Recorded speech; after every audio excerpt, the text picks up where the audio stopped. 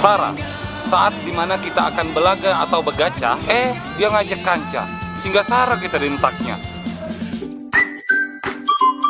Adalah bingsal. Itu adalah perasaan hati yang tidak enak. Ya gelisah, resah, kesana salah, sini salah, resah. Rasanya sering disebut aku ini bingsalnya. Terkincit, kondisi terkentut berlepis, disertai keluar ampas-ampasnya dan mambu yang ampun-ampunan. Yakwa adalah ketidakkuawaan seseorang setelah menjingak sesuatu yang meluat gina. Lapang, di saat kita disangka jaya, padahal nggak cak gitu juga.